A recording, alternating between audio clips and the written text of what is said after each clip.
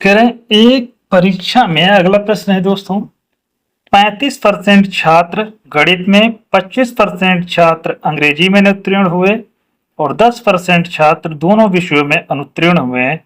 तो दोनों विषयों में उत्तीर्ण छात्रों का प्रतिशत क्या है? दोस्तों इन्होंने बोला है कि 35% छात्र जो है वो अनुत्तीर्ण हुए, तो सीधा सा फंडा है, आप इसको कुछ ना कीजिएगा, किसी मेथड से अपना सोल्व कीजिएगा, आप डायरेक्ट इसको जो है सोल्व कर सकते हैं। कैसे? 35% को हमने जोड़ दिया प्लस 25% को जोड़ दिया और जो दोनों में फेल हुए हैं उसको घटा दिया, उसको एक बार ही घटाएंगे। ठीक है, तो 25 और 35 में क्या ऐड करेंगे तो ये कितना निकलेगा 60। 60 में से अगर जो 10 घटाएंगे तो कितना निकलेगा 50। 50% कुल छात्र फेल हुए हैं, कुल छात्र जो है फेल हुए हैं 50%, तो कुल छात्र दोनों विषयों में पास होंगे, वो 100 में से 50 फिर घटा देंगे 100 में से, तो 50% ही पास होंगे। जबरदस्त क्वेश्चन है दोस्तों, नहीं समझ में आया हो तो बताइएगा, मैं समझा दूंगा।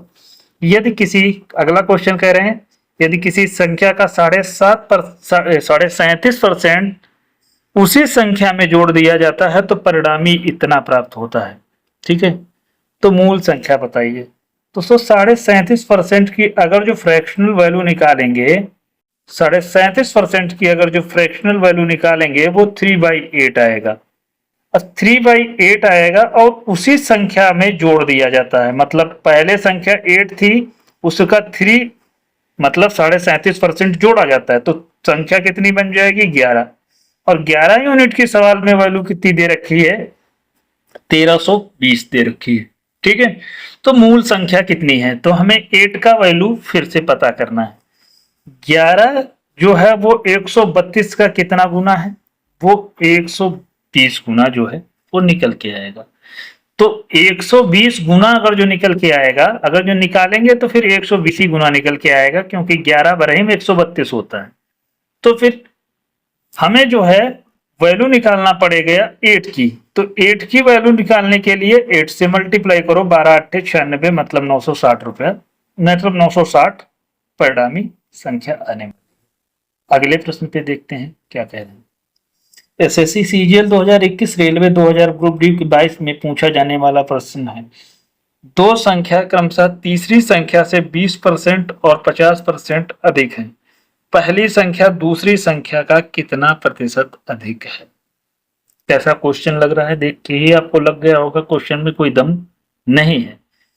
क्वेश्चन में इन्होंने बोल रखा है कि दो संख्याएं तीसरी संख्या का 20% 50% अधिक है, मतलब एक संख्या की दो संख्याएं हैं, तो पहली वाली संख्या अगर जो 20% ज्यादा है तो 20% की फ्रैक्शनल वैल्यू होती है 1/5, तो पहली संख्या ये 5 है, तो वो ज्यादा तीसरी वाली संख्या कितनी होगी, ए संख्या है, तो तीसरी संख्या अगर जो सी माने तो सी कितनी है 6। उसके बाद में क्या है, दूसरी संख्या वो 50% अधिक है। दूसरी संख्या जो भी होगी, मान लेते हैं 50% की फ्रैक्शनल वैल्यू तो हमको पता ही है 1/2 होती है, तो दूसरी संख्या अगर पहली संख्या दूसरी संख्या अगर जो 2 है तो तीसरी संख्या होगी 3, सी नंबर संख्या होगी वो 3। ठीक है, अब यहां पे हमें जो है बोल दिया है, हमें तीसरी संख्या यहाँ पे 6 दी थी, तो संख्या तो बराबर होनी चाहिए, तो हमें इसमें 2 से मल्टीप्लाई करना पड़ेगा, इसमें भी 2 से मल्टीप्लाई करना पड़ेगा। अब कहा है पहली संख्या दूसरी संख्या का कितना प्रतिशत है। पहली संख्या a है जो है 5 है, दूसरी संख्या 4 है। तो दोस्तों ये ध्यान रखिएगा, ये क्वेश्चन में यहाँ पे दूसरी संख्या होगा तो ये पहले जगह पे आएगा, यहाँ पे लिखा हो जाएगा दूसरी संख्या, और यहाँ पे आएगा पहली संख्या। दूसरी संख्या पहली संख्या का कितना प्रतिशत है, तभी इसका आंसर आएगा, नहीं तो नहीं आएगा यहाँ पे आंसर। तो यहाँ पे जो पहली संख्या है वो 5 है और दूसरी संख्या है वो 4 है। तो हमें पता है अगर जो ये 100% है, ये 100% है, तो इसमें 100% बनाने के लिए 20 से मल्टीप्लाई किया तो इसको 100% नहीं बनाएंगे तो फिर ये इसको बनाएंगे 80%। 80%। अगर जो 100% की वैल्यू ए है तो फिर ये किसकी वैल्यू होगी 80%। मतलब संख्या दूसरी वाली कितनी है, वो 80% पहली वाली संख्या का है। ठीक है, यहाँ पे उल्टा इन्होंने दिया है कि पहली संख्या दूसरी संख्या का कितना प्रतिशत है, तो फिर आंसर इसका आने वाला है वो 125% जो है निकल के आएगा, ध्यान रखिएगा। बट यहां पर आपको दूसरी करना है, यहां पहली करना, तभी इसका आंसर निकलेगा। ठीक है, अगला प्रश्न देखते हैं क्या कह रहे हैं। जबरदस्त क्वेश्चन है, देखिएगा। कह रहे हैं एक वर्ग की, ठीक है, प्रत्येक भुजा को 20% बढ़ा दिया जाता है, इसके क्षेत्रफल में कितनी परसेंट की वृद्धि होगी। दोस्तों इसका भी सक्सेसिव वाला वही फॉर्मूला लगाएंगे। मतलब पहले 20% बढ़ाया गया, 20 अब वर्ग है तो 20% सारी भुजाएं बढ़ाई होंगी, 20% लंबाई भी, 20% चौड़ाई भी, और 2 का 2 गुना 20 और 20 को 40 और वहां पे 100 से डिवाइड करो। 2 जीरो से कटेंगे और 20 40 44% जो है वो इंक्रीमेंट हो जाएगा। कुछ नहीं करना था दोस्तों, जबरदस्त क्वेश्चन है, बस ऐसे ही कर देना है। अगला क्वेश्चन देखिए क्या कह रहे हैं। एक गांव की वर्तमान जनसंख्या 10,000 है, इसमें 10% प्रतिवर्ष बढ़ रही है, 2 वर्ष बाद जनसंख्या बताइए। दोस्तों कुछ करना नहीं है, चाहो तो डायरेक्ट फॉर्मूले से निकाल दो, कोई दिक्कत नहीं है। 1 + 1/10 का स्क्वायर कर दीजिए। ठीक है, 10 एकम 10, यहाँ पे प्लस लगता है 1/10। ठीक है, और R/100 यहाँ पे होगा तो यहाँ पे 1/10 लिखा जाएगा। यहाँ पे होता है फॉर्मूला दोस्तों, जो होता है कि मान लेते हैं रेट, अगर जो वर्तमान जनसंख्या को गुणा कर दें किससे, 1 प्लस जितनी बढ़ रही है R/100 का स्क्वायर। मतलब समय यहाँ पे 2 साल दिया है तो 2 लिखेंगे।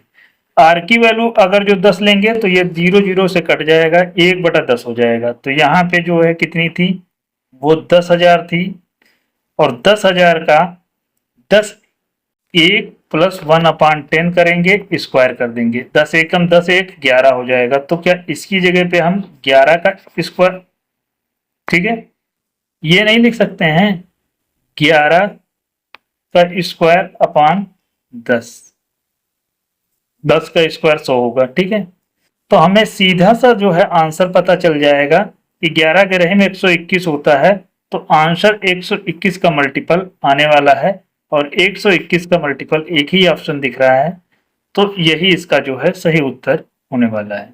ठीक है, ऑप्शन नंबर ए। इसी तरीके से अगला क्वेश्चन कह रहे हैं कि पेट्रोल के यदि कीमत में 15% की वृद्धि होती है तो उपभोक्ता अपने पेट्रोल की खपत में कितने % की कमी करे ताकि उसका खर्च पूर्ववत रहे। इसको हमने टेबल भी बता दिया था, और टेबल के माध्यम से ही हम सॉल्व करेंगे।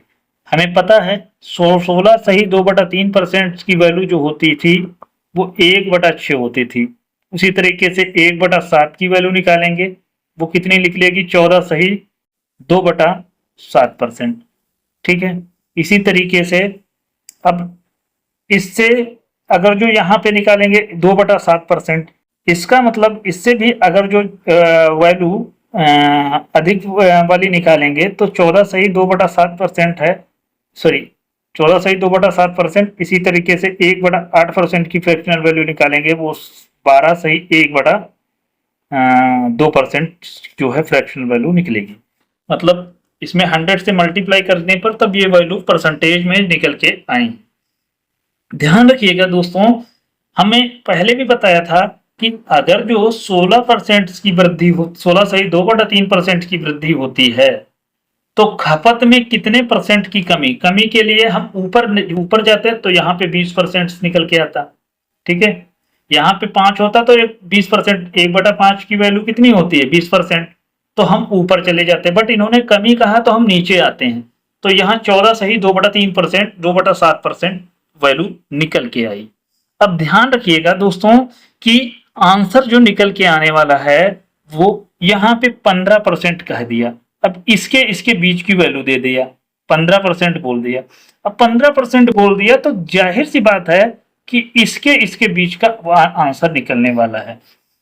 12 और 13 के बीच में निकलने वाला, तो 14 भी आंसर आ सकता था, लेकिन परफेक्ट में ये वैल्यू आएगी नहीं क्योंकि 15% दिया गया है, तो परफेक्ट वैल्यू आएगी नहीं। ऑप्शन जो है ए ही इसका सही आंसर होगा, ठीक है, क्योंकि ये 23 मल्टीपल होगा, क्योंकि इसकी इनकम बढ़ के हो गई होगी कितनी, 115, 15% की वृद्धि हो गई होगी 115, तो 23 पंजे 115 होता है, यही इसका सही उत्तर आएगा। दोस्तों वीडियो अच्छी लगी हो तो लाइक करके जरूर जाना, चैनल पे पहली बार है सब्सक्राइब कर लेना। वीडियो देखने के लिए धन्यवाद।